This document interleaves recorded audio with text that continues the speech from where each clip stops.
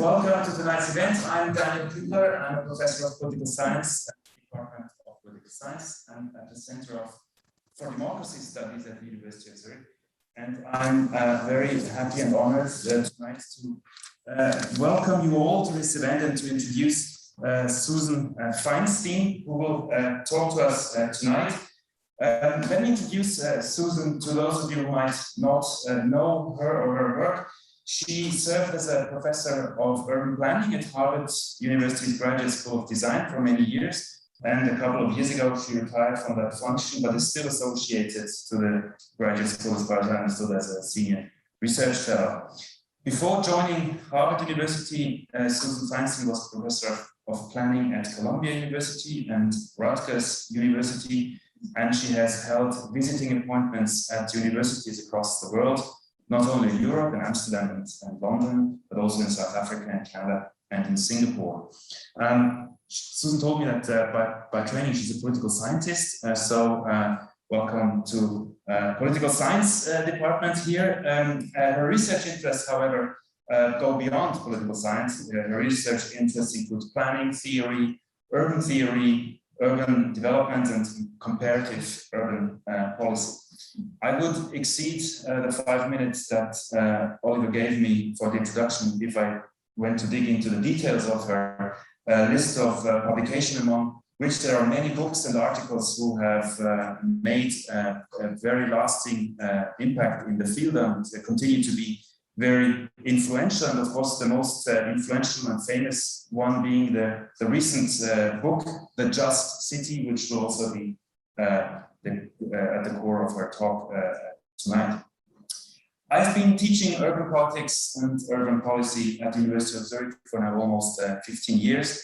And I must say that Susan Fainstein's work has always been at the core of that chapter. Some of you might remember. I see some familiar faces here, at least part of the faces I can see. Susan Fainstein's work has always been at the core of the chapter where we discuss the relationship between urban growth and social restructuring, especially when we talk about gentrification and spatial equity in the city. Professor Fainstein, your work has been an inspiration for me. I hope also for my students when I talked about your work. And it's really great to have you here. Thanks for coming in these difficult times of traveling. And thanks to you all also for coming tonight in these times where the cases are rising again. And some of you might have been put off by these circumstances. So that's also why we will tape and register Susan's talk and make it available for a greater public.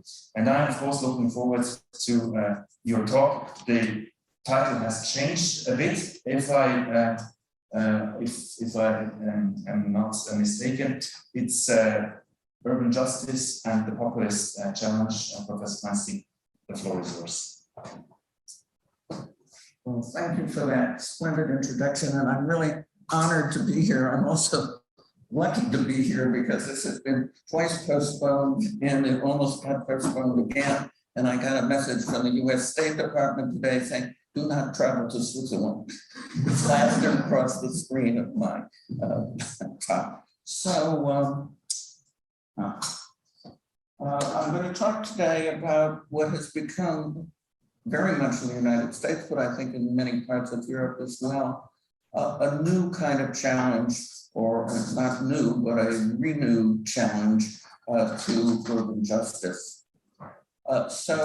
I'm going to not really go into this in any detail, but in my book, The Just City, I argued that democracy, diversity, and equity were the three principles that one used to evaluate city policies. And I derived them from a lot of very abstract philosophy, which the problem I've always had with philosophy as practiced by philosophers is that it's very logical, but it doesn't tell you anything about what to do. And it really isn't for practical use, particularly if you are a practitioner within a city official, a politician, a planner. What I tried to do was first examine these theories of justice and then try to bring them down to earth in terms of what they could tell you. Well, first, in terms of how you could evaluate particular cities, and I looked at New York, London, and Amsterdam, the three cities that I've studied throughout my career, and then I derived practical policies from them. My book, as it says up there, and I'm not going to read every word of the PowerPoint, you can read it, that might help, that it was a response to what has been called neoliberalism, a term which Americans find peculiar because liberalism in America refers to being on the left, but liberalism in European philosophy usually refers to being on the right, and it's rooted in the 19th century argument that the market should dispose of resources. At any rate, neoliberalism within cities amounted to a broad attack on what we've come to know as the social welfare state. And this attack was that it was bureaucratically governed, it was unresponsive, it was boring, that people couldn't accumulate wealth through ownership. So what we then had were cities competing with each other to see who could be the most attractive to private investment. Now, one might say, what difference does it make what cities do, because the real power is at the national level. But in terms of locational decisions, in terms of spatial dispositions, there are a lot of decisions made at the local level that cities have considerable discretion over redevelopment and housing programs, over zoning, and over service delivery. I focused, well, I taught urban planning and I taught planners, so I focused on what it was that planners could, or at least ought to be doing. So the fight against neoliberalism still goes on, and neoliberalism is still extremely influential. But there is a new challenge to urban justice, and that this is what we are calling right-wing populism. And it represents a different challenge than neoliberalism, even though both are threats to justice, and even though there is an overlap between them. I will read the definition that's up there that Johannes Novi and I looked at. We define right-wing populism as the program of grassroots movements that directly appeal to an in-group, usually defined by ethnicity, and that this group sees itself as representing virtue. Bureaucrats are looked upon with contempt. The experts are seen as an elite trying to impose and tell people, for example, all these experts who tell you should have a vaccine. Well, there are those who feel that that's an imposition. And that they tend to be, often they are in the United States where most housing is privately owned. Homeowners tend to be populist, fearing that the values of their property would be diminished if they adhere to the principles of diversity and equity. They aren't necessarily anti-environmental regulation, because often the environment is used as an excuse for opposing, for example, public housing. You suddenly hear, oh, forest, it's going to affect the wetlands or the watershed or whatever. And so it's used often as a rationalization for opposition to things that they don't like. Also taxation, regulation, densification of public transit, all aims which are dear to the hearts of planners tend to be strongly opposed by local populists. Why have we seen this resurgence of right-wing populism? Of course, was very characteristic of the 1920s and 30s, but has been more or less suppressed, especially in Europe since then. Increased economic insecurity, which one can attribute to neoliberalism, as well as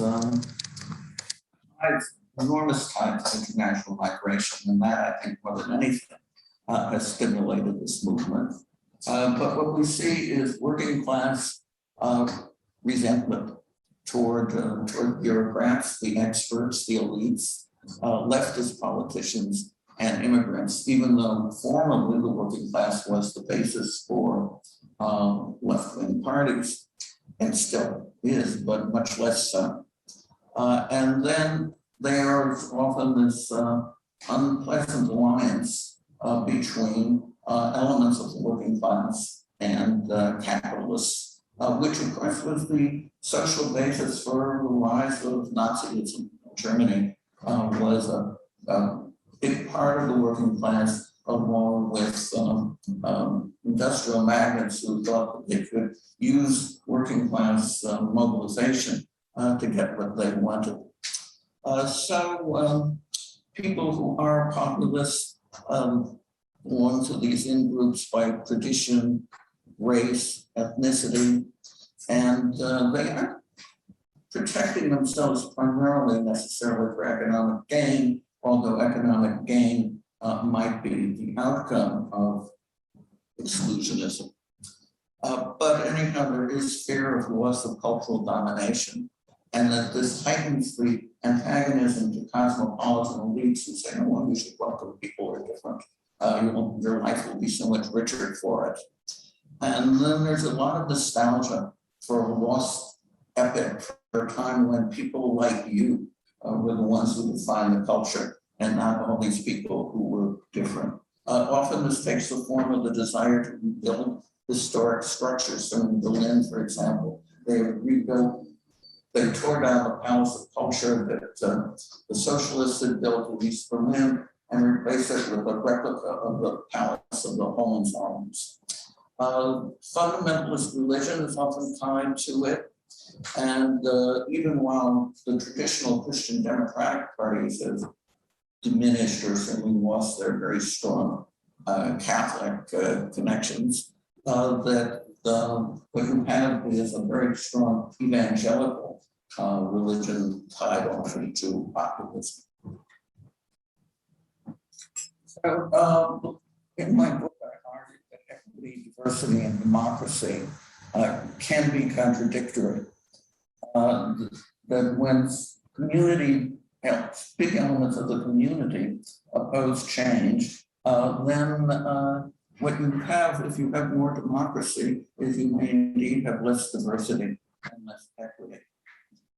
Populists aren't anti-democratic, but rather they claim that they are the people, that anti-immigration sentiment, for example, is supposed to represent what the people, the real people, the authentic people really think. So anti-immigration sentiments and ethno-nationalism are usually central to the practices of right-wing populism. As it notes up there, that right-wing populism doesn't fall exactly on the traditional right-left spectrum because it isn't necessarily opposed to economic redistribution, but it is opposed to top-down management, bureaucracy of elites telling people what to do.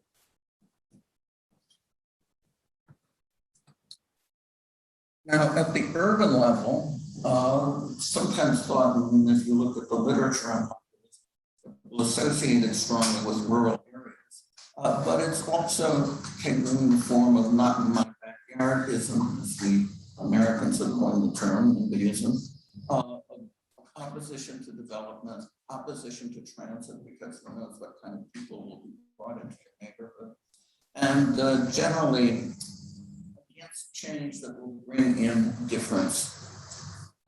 So the big issue right now in American local elections has to do with what are they teaching in classrooms about it's called critical race theory, which isn't what anybody's teaching in classrooms, but that's the term that is used for any teaching about race that makes white children feel guilty or bad about themselves. Now, progressive people tend to support decentralization and community participation based really on the social movements that were strong here and in the States during the 60s and 70s, where the enemy was the state, which was imposing urban renewal, which was imposing different kinds of what seemed authoritarian structures on people. And there was a faith that if you only had more community participation, that then you would have more equity, you would have a more responsive government. But this ideal of community participation, I wrote my doctoral dissertation about community participation, at which time I was all for it. It was called Urban Political Movements, and I thought that if only people could run the schools, communities could run the schools, that they would be much better and produce better results. But you know, the people now who are screaming about critical race theory and running the schools, they aren't necessarily the people you would want to have running. At any rate, the ideal of community participation doesn't really confront the realities of power structures. And it doesn't, if you say, okay, everybody in the city of Zurich, well, you wouldn't say that, in a neighborhood of Zurich, a district of Zurich, could decide what would happen in that district, it wouldn't take account of the people who don't live in that district. And in particular, when it comes to housing, the people who aren't already in a community, but who might want to be, are not the people who participate in community decision-making. People who are very wedded to the idea of citizen participation would say that, well, if citizen participation doesn't produce results, equitable results, then it must be that there's something wrong with the process. Because if you had a good process, you'd have a good outcome. But in fact, given faulty communication, imperfect processes, yes, but nevertheless, there is a big segment of the public, and a very noisy one, that adheres to viewpoints which are not progressive.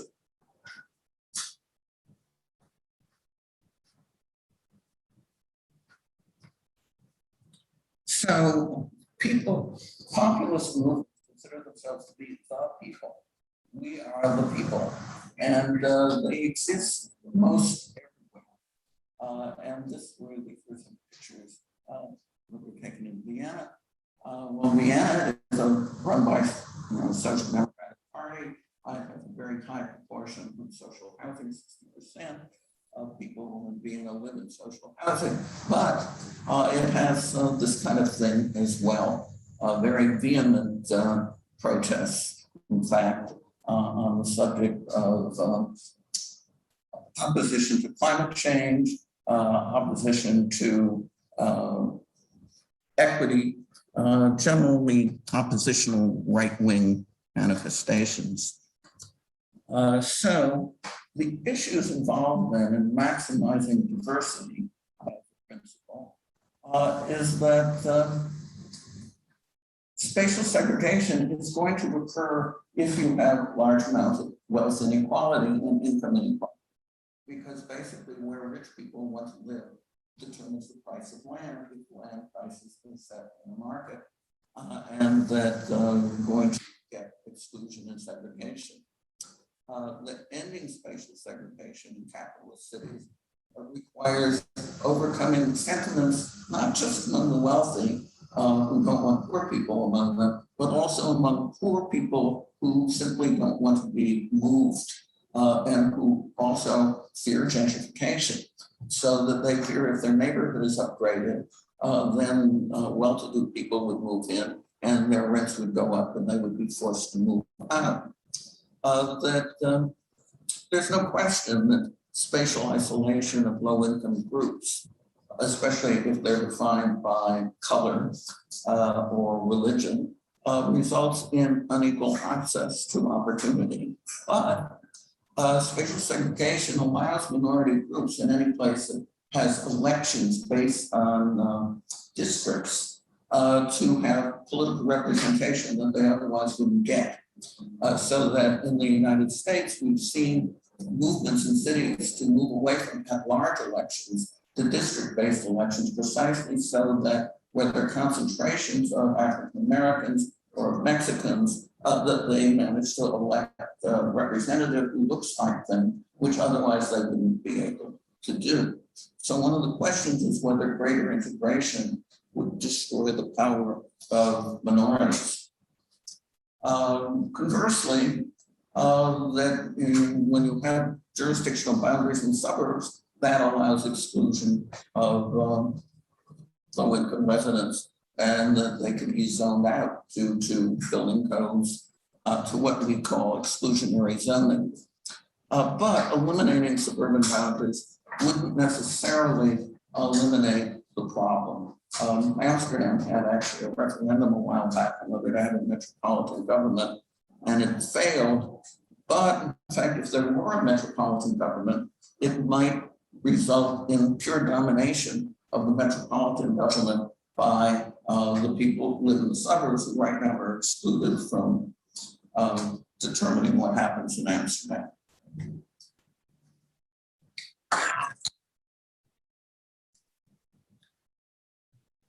Okay, now, one of the places where there is genuine diversity in terms of who lives in a neighborhood is Singapore, where I taught for 7 years.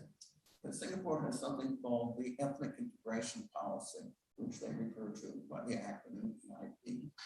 And it provides an example of state planning to prevent spatial isolation. So there are 3 major population groups in Singapore, which the majority are Chinese, and there's a substantial Malay minority and a smaller Indian minority. 80% of the citizens of Singapore live in quite nice public housing, which they refer to as HDB. So I live in HDB, which is housing where the buildings are owned by the state, but the apartments within them are owned by the individual households that are in them.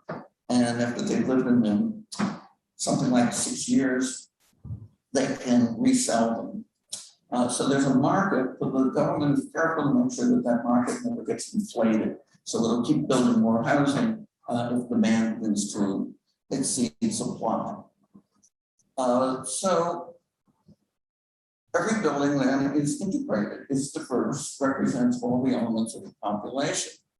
And also the island has all these amenities. So there's a great deal of public space.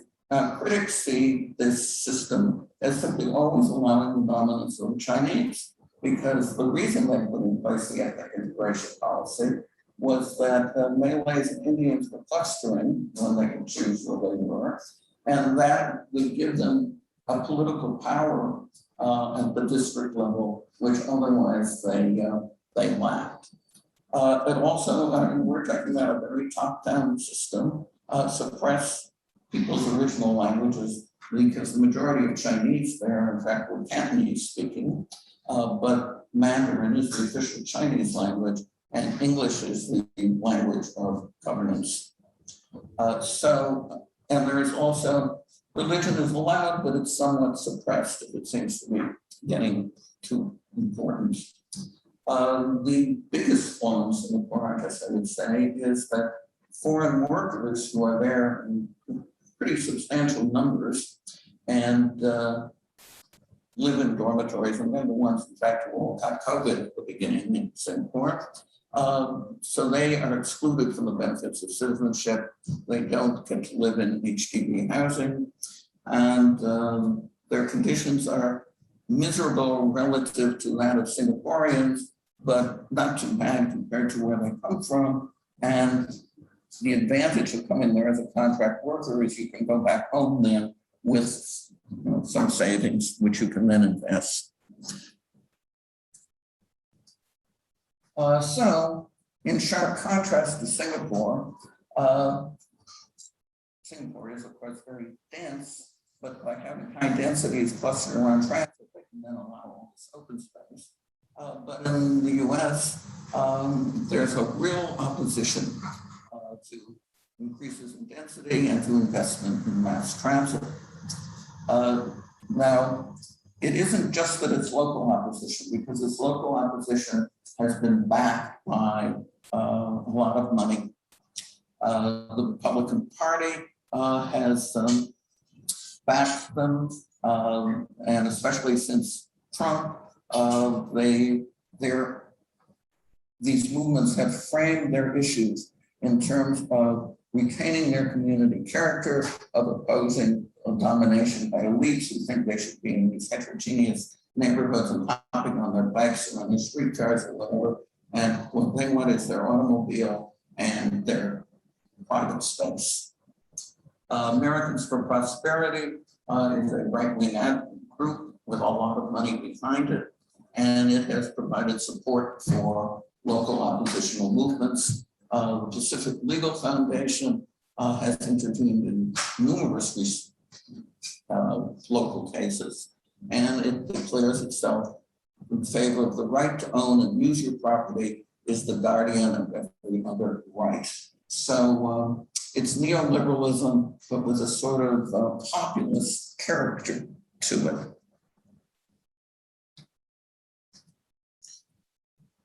So, as I started out beginning to say, democratic participation can in fact be a barrier to ethnic diversity, to transit-oriented development. And I'm going to tell you a story really about my hometown, or my current hometown anyhow, which is Branford, Connecticut.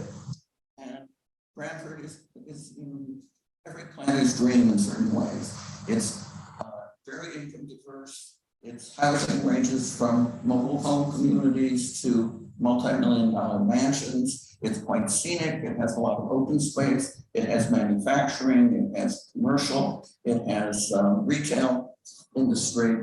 But anyhow, it had this small public housing project. It had, I think, something 60 or 70 units maybe, which had been built for people who were either aged or disabled. And unfortunately, the city engineer looked at it and said, you know, it's falling down, it's covered with mold, it's got asbestos, it's got everything wrong with it, and it has to be taken down and replaced. So they got money from the national government to carry this out, but the federal rules connected with it said that they couldn't restrict it to people who were old. And so we got comments at the public meeting like, the problem is that you shouldn't be mixed in with low-income people. That brings a different element to the town. Or retirees, disabled, old people, I have no objection to renovate the whole place and make it nice for them, but don't get too much of the riffraff in. And then there were signs throughout the city, the town, all over the place saying Casey Lowe has got to go, that she was the head of the housing authority who had agreed to this replacement with family housing, partly family housing, only some percentage would be that. And indeed, she had to go, and she went, and she was kicked out. And then there was also huge opposition to, we had the train station was renovated, it was surrounded by brownfields. We had these wonderful community meetings, we all got together around tables and interchanges, and we all agreed that there should be densification around it. But the people who didn't participate in the community meetings were shocked to find that somebody was proposing to build apartment buildings around the train station. That was completely discordant with the character of the community. And who knows who would live there besides. So suddenly this whole movement came up to stop densification, and these signs were everywhere saying Branford River over Aarau River. Branford River overdevelopment, protect our future. And so you see these virtually automatic responses to any intention by urban governments to do anything that makes it different from what it was before. And I might add that although Branford is income diverse, it is not racially diverse. And clearly people were very afraid that that would be the consequence of building apartment buildings. Now, in Germany, the fear is not of African Americans coming out of the ghetto and living in their community, rather fear of Muslims particularly, but generally of immigrants. And that has been the primary driver in Germany of protests, populist protests. So there was opposition to a mosque in Cologne, and there was a citizens initiative called Pro-Cologne, and it cited the alleged threat of Islamization, and it characterized the mosque defenders, that is, the people who were the officials in Cologne who had approved the mosque. They characterized them as unresponsive elites who didn't care about the real Germans who lived in Cologne. And this pro-Cologne group was imitated in other groups and then ultimately became absorbed by the AfD. So we see in the AfD the most successful radical right party in Germany since World War II. The German cases then parallel the US examples. So just as in Frankfurt, there was opposition to development around the train station, and then in our paper we cite cases elsewhere in the United States which simply defeated bond proposals for building rail into the suburbs. That German populists campaigned against a light rail system intended to connect Wiesbaden and Mainz. And then in Hamburg, Green Party wanted densification. And in this case, the AfD and its allies accused the Greens of being anti-property and anti-freedom. Incidentally, where their planning officials received intimidating threats, American officials now receive death threats virtually daily, that anybody who's proposing any kind of change now seems to get these kinds of emails and phone calls saying, I'm going to kill you. Now, whether people do it just for the fun of saying it, and whether these threats are going to materialize, one doesn't know, but picking up your phone all the time and getting this kind of message is extremely disheartening. And this is particularly true for members of school boards who aren't paid, who just do it as volunteers, and who now, because schools are allegedly teaching critical race theory, that they are being subjected to real vilification. At any rate, Germany also resembles the US in the demand for return to traditional architectural styles. And I rather like this quote from President Trump, who echoed sentiments that I heard from many people, certainly not my architectural colleagues who only believe in cutting edge architecture, but he stated that the government has often selected designs by prominent architects with little regard for local input or regional aesthetic preferences. The resulting federal architecture sometimes impresses the architectural elite, but not the American people. And so this is the idea that when you really want buildings that are ornamental, that have traditional styles, and that this is what the people really want, and what's being imposed on them is what these architects think should be done. Now, democracy, study democratic theory, these criticisms of democracy start with Aristotle. But there are weaknesses of democracy, that majoritarianism means that the majority wins, and Tocqueville called this the triumph of mediocrity. The majority are not necessarily the most far-thinking progressive people. That power is based on wealth, and well, this is Marxist criticism of democracy, that power in parliamentary democracies is based on wealth and control of the means of production, not on popular sentiment. Then one has, especially in certain European countries, the persistence of deference structures. Why are people so interested in whatever the Queen of England is doing. Why is it that somebody is called Lady something or other, that it gets a kind of automatic response that just ordinary people don't get? So that these kinds of structures continue to exist. Probably the biggest issue has to do with who the people are who want to be politicians and become political officers. That you have to be a little bit power-seeking, or a lot power-seeking, if you want to be in political office. And of course, we see corruption as a widespread problem, even though, of course, you have just as much corruption in authoritarian governments.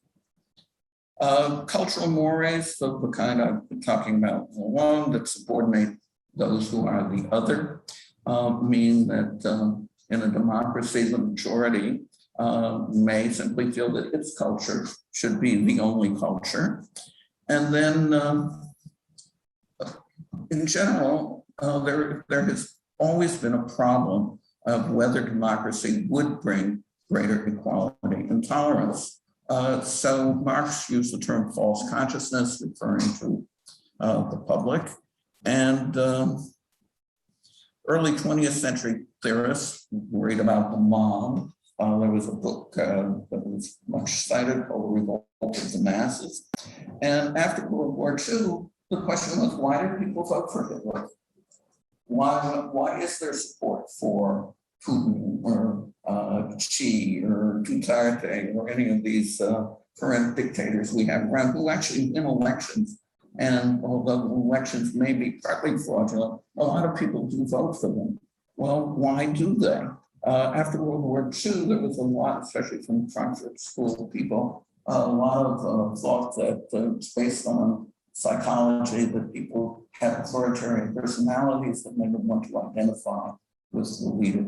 But whatever, these are all problems of democracy, which doesn't mean we don't want democracy, but that nevertheless, populism raises questions about this, the workshop, which is called the Democratic Foundations of the Just City. And so I list here the issues that diversity can produce hostility, that when diversity is required, as it is in Singapore, is that desirable? Is that inclusive or exclusive? When you have a lot of people who are different from each other in contact, do we have unproductive fragmentation? Or is this do people coming in contact with people who are different become more tolerant? These are questions. Now, what's happened, certainly in the US, but in other parts of Europe as well, is that we have a framing of social movements around issues of identity, of culture, rather than of institutions, of procedures, and of redistribution of wealth. There's also a question of whether people really care about having democracy or whether they only really care about security and predictability.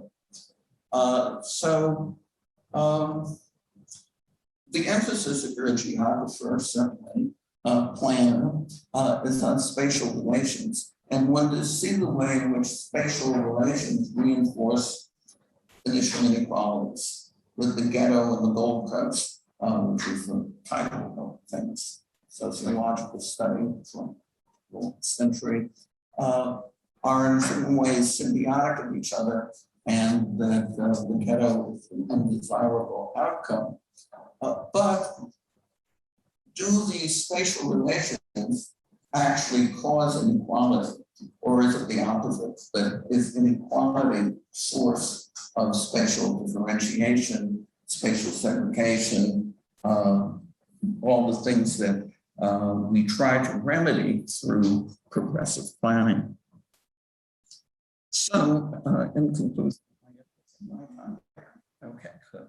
That what you see is not consent. Well, Switzerland apparently operates with a lot of consent, but most places actually don't.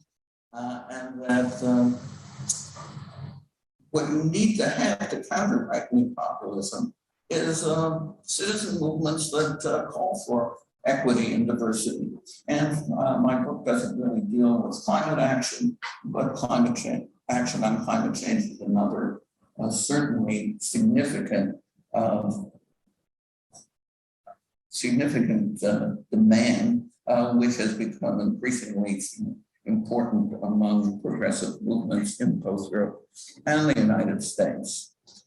So what I would say then is that while enhancing democracy is desirable in itself, because without democracy, people are simply objects of political rule. But democracy isn't cure for extremism.